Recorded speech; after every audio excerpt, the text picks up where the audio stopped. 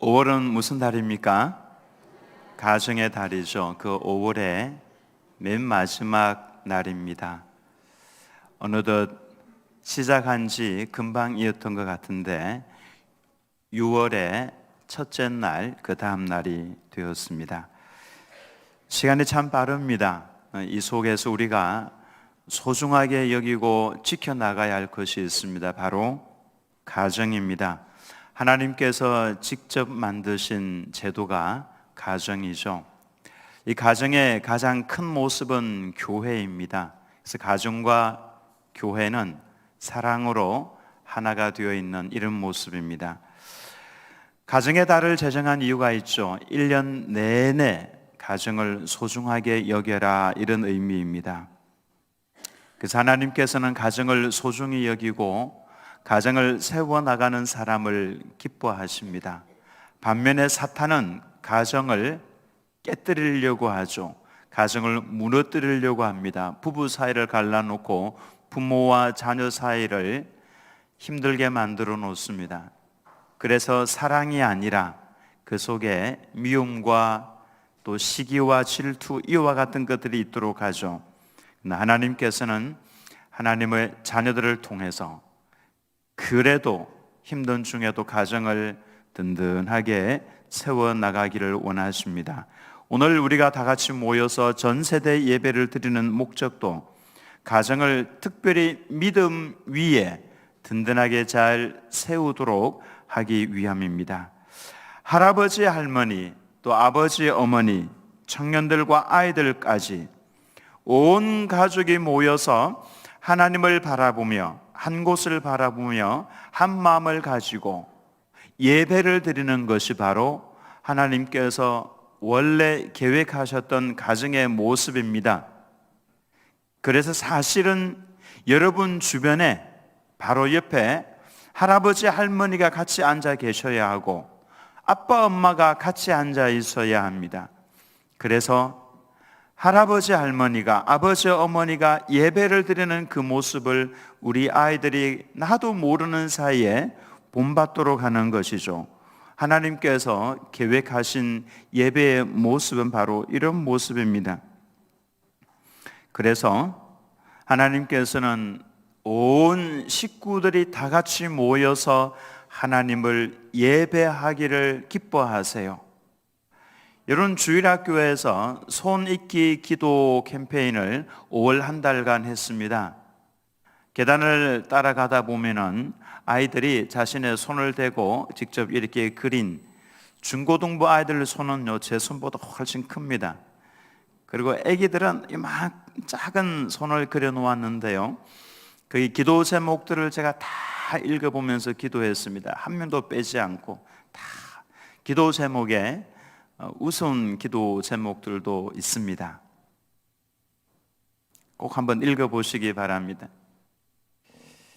근데 그 중에 아주 작은 꼬맹이 어린 아기가 쓴 삐뚤삐뚤 쓴 기도 제목이 있는데, 그게 보니까 하나님, 우리 아빠도 예수님 믿게 해주세요 라고 하는 기도 제목을 꼬맹이가 삐뚤삐뚤 이렇게 써놓았습니다.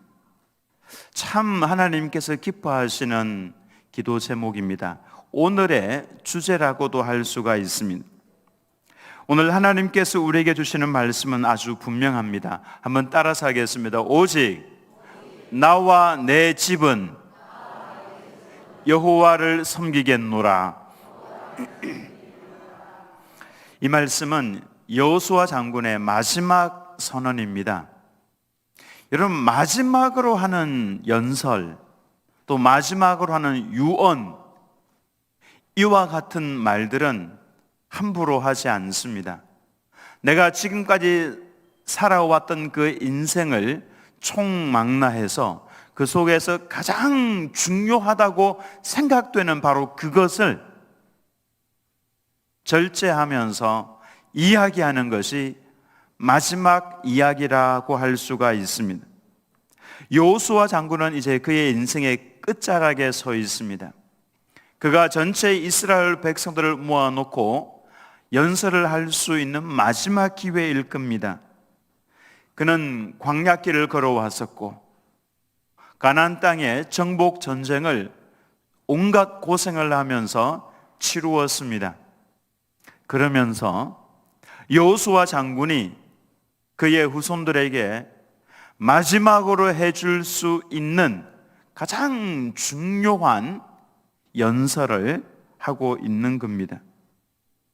어떤 이야기를 하고 있습니까?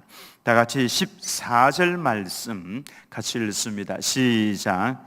그러므로 이제는 여호와를 경외하며 온전함과 진실함으로 그를 섬기라.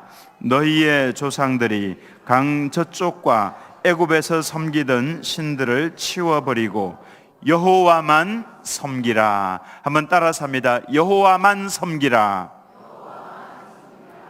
여호수아 장군이 마지막으로 했던 선언이 바로 이 선언입니다.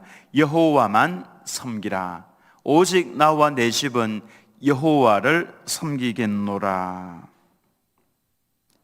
종교계의 노벨상이라고 하는 템플턴 상이 있습니다. 우리나라에서 딱 한 분이 받으셨는데요. 한경직 목사님, 이제 은퇴해서 나이가 연세가 지긋해서 더 이상 활동을 하기 힘든 그때 후배 목사님들이 찾아갔습니다. 젊은 목사들에게, 후배 목사들에게 가르침을 좀 주십시오. 인생을 주님과 더불어서 살아왔던 이 한경직 목사님, 후배들에게 아마 마지막으로 일러주었던 말일 겁니다. 어떤 큰 위대한 말을 기대를 하고 있었는데 한경직 목사님, 그의 인생의 끝자락에 후배 목사들에게 했던 말씀은 아주 단순한 말씀이었습니다. 목사님들, 예수님 잘 믿으세요. 이게 그분의 인생의 끝자락에서 후배들에게 던져준 메시지였습니다. 목사님들, 예수님 잘 믿으세요.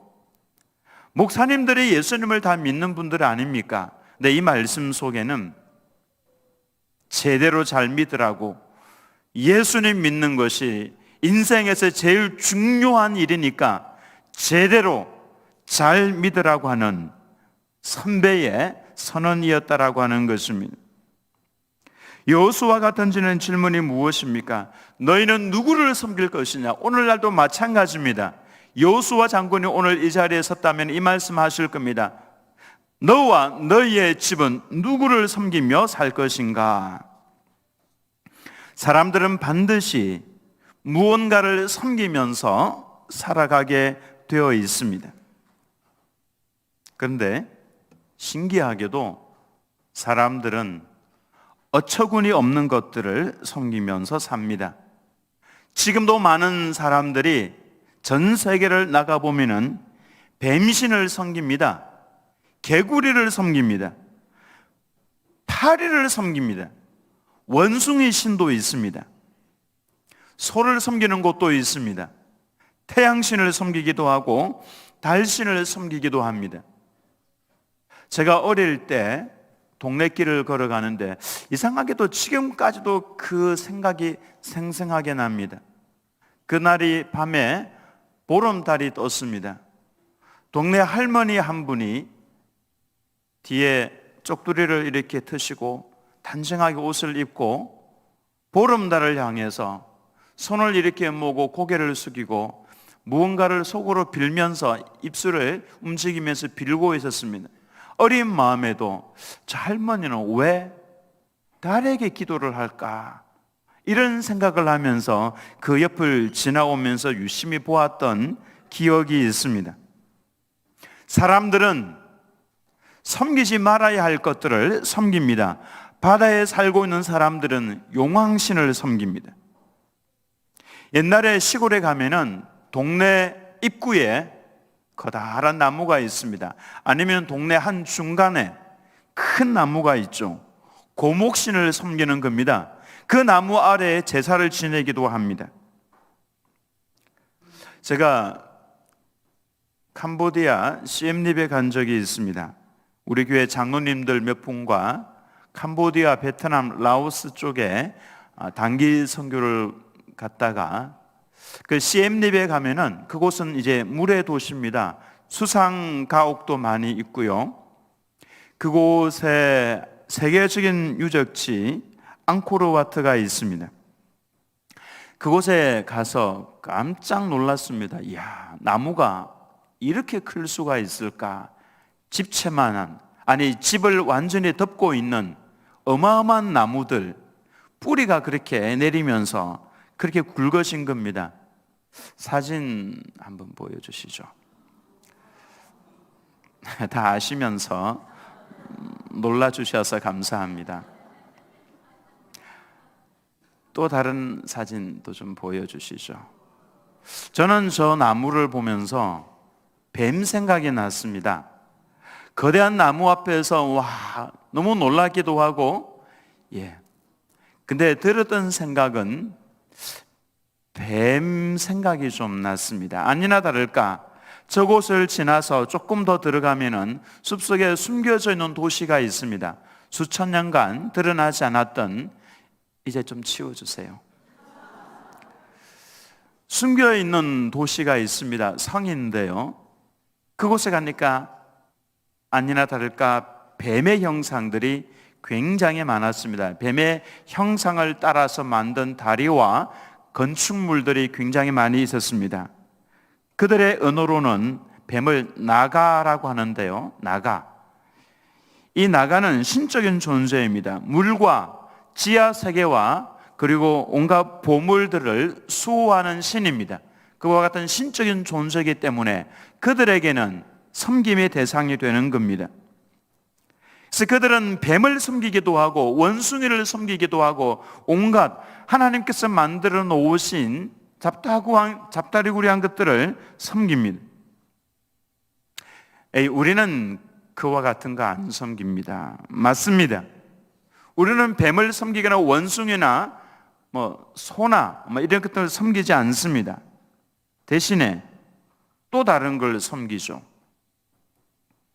돈이 신이 되어서 돈의 지배를 받습니다. 성공의 지배를 받습니다. 게임이나 스마트폰을 가지고 우리가 누리기는 해야 되겠지만 그들의 지배를 받아서는 안 되는데 온통 신이 되어서 그곳에 푹 빠져 있습니다. 그래서 하나님보다 예배보다도 오히려 그와 같은 것들을 더 의지하고 더 좋아합니다. 어떤 분은 TV가 신이 되기도 합니다. TV가 텔레비전이 시키는 대로 합니다. 어떤 사람은 쇼핑이 신이 되기도 합니다. 쇼핑이 시키는 대로 합니다. 이것 사 저것 사 활용도 하지 않으면서도 나도 모르는 사이에 이미 클릭을 하고 있습니다. 그래서 집에 가면 뜯어보지도 않고 활용하지도 않는데 많은 물건들이 집에 쌓여져 있기도 하죠. 무엇인가가 잘못되어 있는 겁니다. 정신적으로 깨어나지 않으면은 거기에 파묻혀서 그게 신이 되어서 살아갈 수밖에 없는 것이죠. 어떤 이들은 운동에 빠져서 하나님보다도 운동이 더 중요합니다. 주일 예배는 뒷전으로 하고 운동하러 나가 있습니다. 골프하러 나가 있습니다. 여행에 빠져 있습니다. 나를 지배하는 다른 그 어떤 것들이 있다라고 하는 것이죠. 여호수아 장군은 오늘 분명하게 하나님의 말씀을 대언하고 있습니다. 너희가 섬길 자를 오늘날 택하라. 나와 내 집은 오직 여호와를 섬기겠노라. 그래서 믿음은 선택입니다. 내가 평생 하나님을 선택해서 하나님을 예배하며 하나님의 다스리심을 받으면서 살 것인가? 아니면은 세상을 따라갈 것인가? 사람에게 가장 복된 것은 하나님을 경외하며 섬기는 것입니다. 놀라운 것은 하나님을 선택해서 하나님과 더불어서 동행하면은 하나님께서 주시는 복이 있습니다.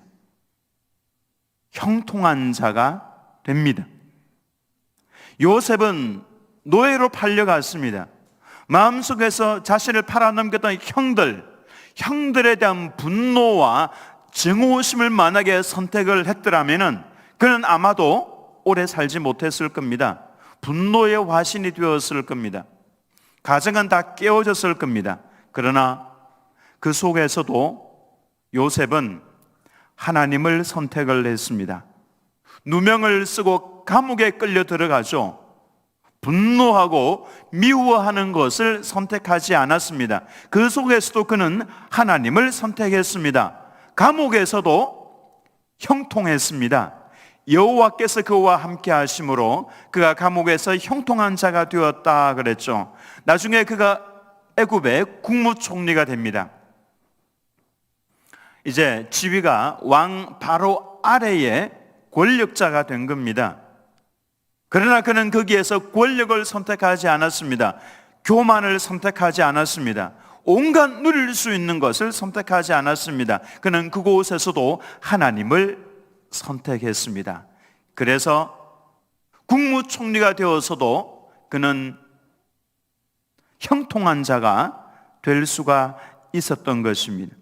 신기하게도 어떤 상황에서도 하나님을 선택을 하면은 잘 보십시오. 좌절이라든지 주저앉아 버리는 것이라든지 이와 같은 것은 없습니다. 하나님을 선택하면은 어떤 상황에서도 그는 형통한 자가 될 수 있다라고 하는 것이죠. 장차 우리 자녀들이 무슨 직업을 선택을 하고 어떻게 살아가야 할까? 세상이 점점 어두워져 가는데 우리 자녀들이 살아갈 세상이 걱정이 많이 된다, 이런 생각을 할 수가 있을 겁니다. 우리 고3 자녀들은 특별히 내가 무엇을 전공해야 되고 어느 대학을 가야 하고 어떤 직업을 가져야 하고 걱정이 많을 겁니다. 그러나 걱정을 하지 않아도 됩니다. 왜냐하면 여러분 아시다시피 하나님께서 이미 우리가 살아가야 할 모든 것들을 이미 다 준비를 해 놓으셨기 때문에 그렇습니다. 우리가 해야 할 것은 지금 이 순간, 지금 이 시간, 지금 내가 있는 이 위치에서 하나님과 더불어 동행하는 것입니다. 하나님을 선택하는 겁니다. 오늘 내가 하나님과 더불어서 함께 걸어가는 것, 하나님과 더불어서 동행하는 것, 이것만 잘하면은 내일 일은 하나님께서 분명하게 말씀하셨죠. 걱정하지 마라, 염려하지 마라. 내일 일은 내 손에 달려 있으니까 내가 책임지고 인도해 갈 것이라고. 그러니까 여러분 너무 염려하지 마시기 바랍니다. 자녀들을 위해서도 너무 염려하지 마시기 바랍니다. 부모들은 자녀들에게 하나님과 더불어 동행하는 것을 보여주면 됩니다. 그렇게 살아가면 됩니다. 오늘 이 시간이 정말로 중요한 것이죠.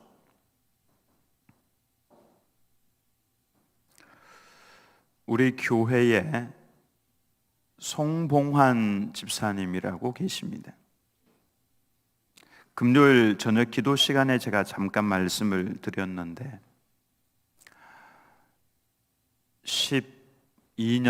2012년도에 암이 발견이 되었습니다. 몸에서. 근데 그때도 병원에서 손을 쓸 수 없는 상태였습니다. 그러니까 그때는 부인 집사님이었죠. 집사님과 함께 저를 찾아오셨는데 그때 막 눈물을 흘리면서 목사님, 우리 남편 10년만 더 하나님께서 살려주시면 좋겠습니다. 10년.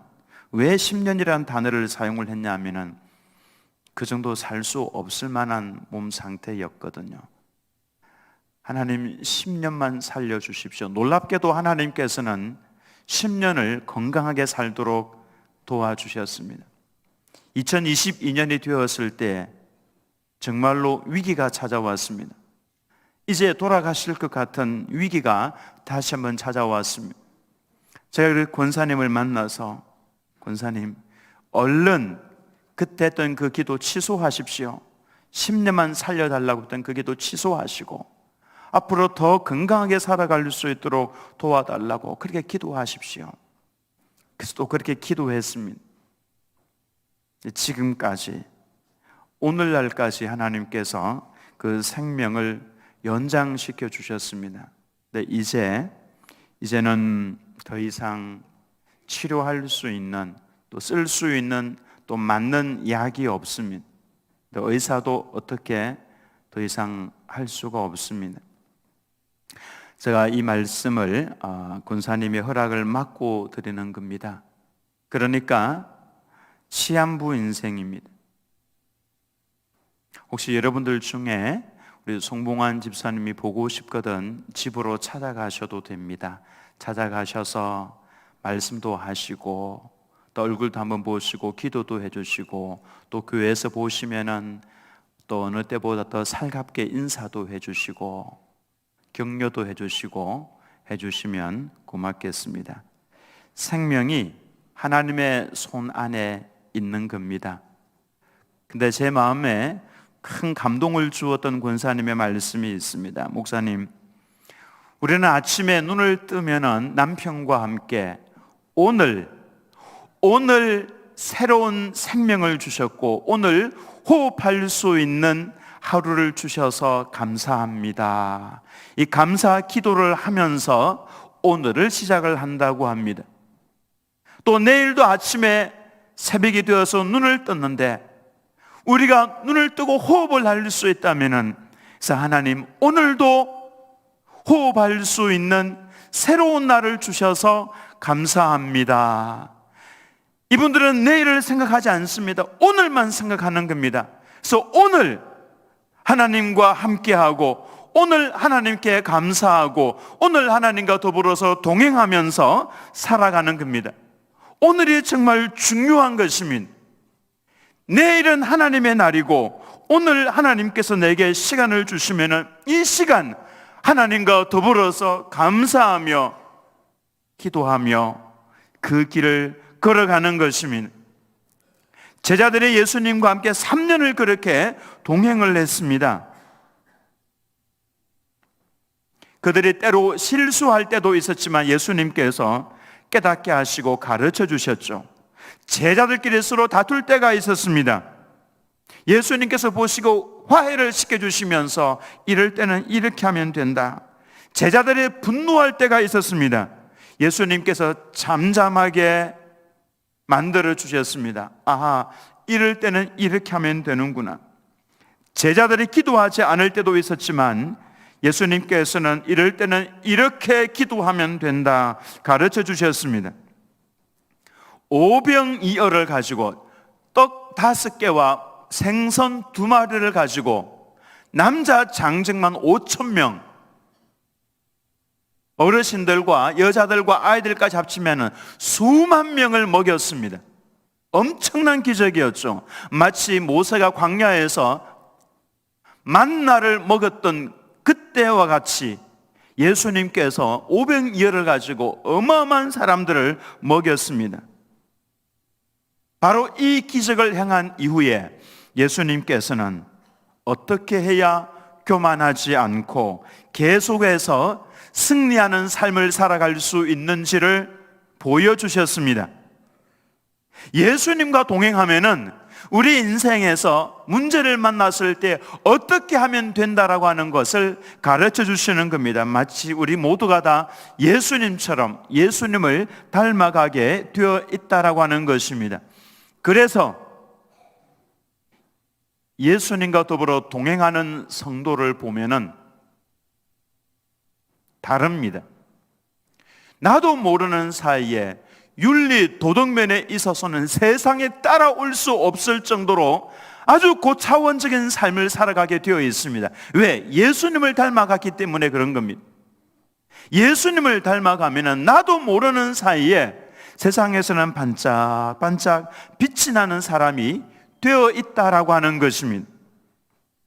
저는 우리 드림교회 모든 성도님들이 어떤 상황에서도 하나님을 선택해서 하나님과 더불어 동행하는 삶을 살아가시기를 예수님의 이름으로 축원합니다. 그리고 그와 같은 삶은 가정에서 반드시 드러나게 되어 있습니다. 오직 나와 내 집은 여호와를 섬기겠노라. 이 말씀을 선포하고 요수아가 가정에서 또 온 집안의 어른으로서 어떤 삶을 살았겠습니까? 말도 조심했겠죠. 하나님을 온전히 예배하는 모습을 보였을 것이고, 기도하는 모습을 보였을 것이고, 식구들을 불러 모아서 하나님을 예배하는 것, 주의 말씀을 이야기해 주었을 겁니다. 부모가 예배를, 하나님께 드리는 예배를 내 인생의 가장 소중한 것으로 여길 때에 자녀들도 나도 모르는 사이에 배웁니다. 부모가 기도하면서 문제를 해결해 나가는 것을 보여주면 자녀들도 그렇게 닮아가게 되어 있습니다. 부모가 불평하고 원망하면 다 그렇게 따라갑니다. 반면에 부모가 감사하면 이렇게 사는 것이구나, 이걸 자녀들이 배웁니다. 특히 우리 어르신들에게 부탁의 말씀을 드립니다. 할아버지, 할머니의 기도는 절대로 헛되지 않습니다. 손주를 위해서 드리는 그 기도 하나님께서 꼭 듣고 이루어 주신다라고 하는 것입니다. 부모 세대에게도 부탁을 드립니다. 아이들에게 가장 좋은 신앙 교육은 말보다도 가정에서 보여주는 모습입니다. 완벽한 부모가 되라는 것이 아닙니다. 실수할 수 있습니다. 그러나 다시 일어나서 기도하는 모습을 보여주어야 합니다. 실수할 수 있습니다만 다시 일어나서 하나님 앞에 무릎 꿇는 예배하는 모습을 보여주어야 합니다. 그래야 우리 자녀들도 실수했을 때에 아버지 어머니가 이렇게 일어나시더라, 따라서 할 수가 있는 겁니다. 하나님을 섬긴다는 것은 하나님을 가장 사랑하는 것입니다.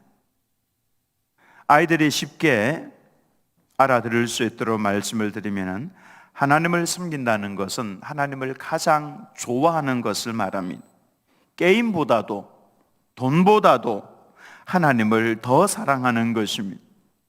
왜냐하면 하나님께서는 이 우주 만물의 그 어떤 것보다도 나를, 여러분을 사랑하고 계시기 때문에 그렇습니다.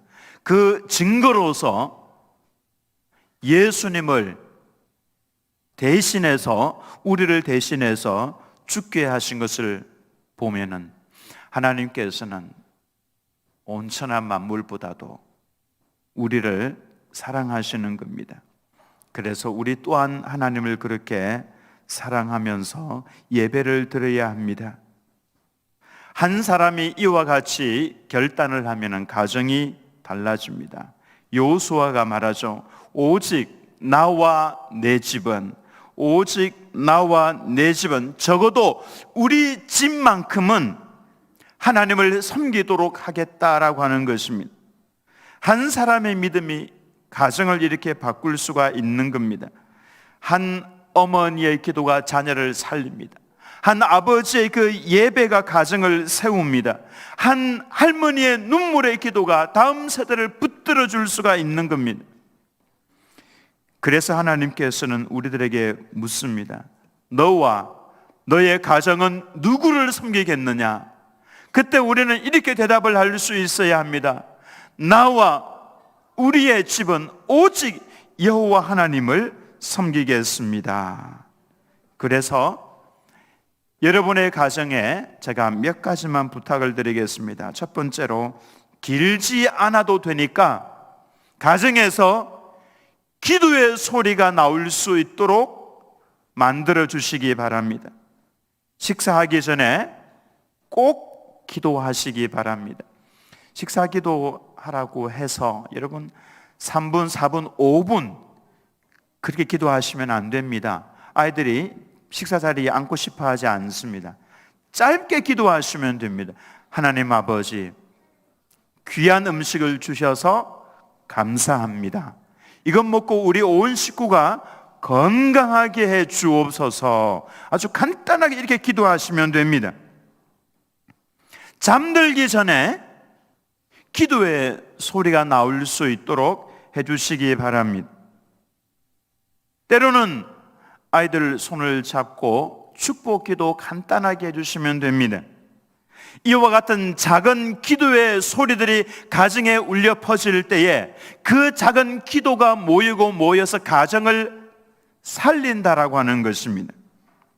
그리고 두 번째로 가정에서 믿음의 말을 해주시기 바랍니다.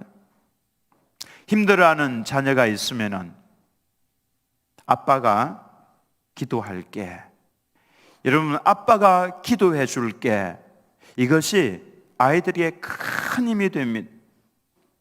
지난주에 우리 강창술 장로님과 강하림 형제 이식 수술이 있었죠.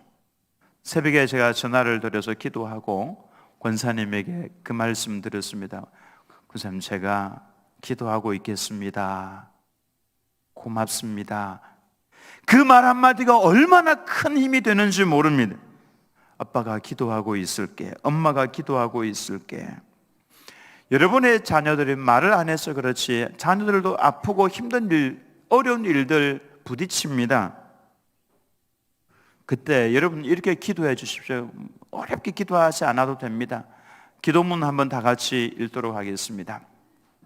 시작. 하나님 아버지, 우리 자녀가 힘든 일을 당했습니다.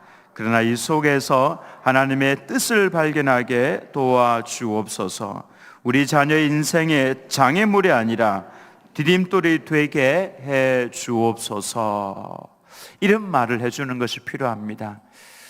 힘든 일이 있어도 그 속에 하나님의 뜻이 있어. 그리고 이것은 네 인생의 장애물이 아니라 디딤돌이 될 거야. 분명히 그래. 그걸 기도로 이렇게 해주면 되는 겁니다. 이 속에서 하나님의 뜻을 발견하는 자녀가 되게 해주시고, 그리고 이것이 우리 자녀에게 디딤돌이 되게 해 주옵소서. 그리고 마지막 세 번째로, 주일은 반드시 예배를 드릴 수 있도록 도와주시기 바랍니다. 아이들은 부모의 우선순위를 보고 배웁니다. 아하, 우리 아버지 어머니는 주일 예배는 다른 그 어떤 것보다도 가장 소중하게 여기더라. 이걸 배우면은 아이들도 나중에 그렇게 됩니다.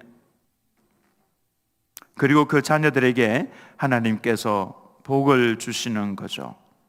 우리 다 같이 한번 이 고백을 여러분 마음 가운데 하시면 좋겠습니다. 한 번만 더 따라서 하겠습니다. 오직 나와 내 집은 여호와를 섬기겠노라. 그와 같은 가정 만들어 가시는 우리 드림교회 모든 성도님들 다 되시기를 예수님의 이름으로 축원합니다.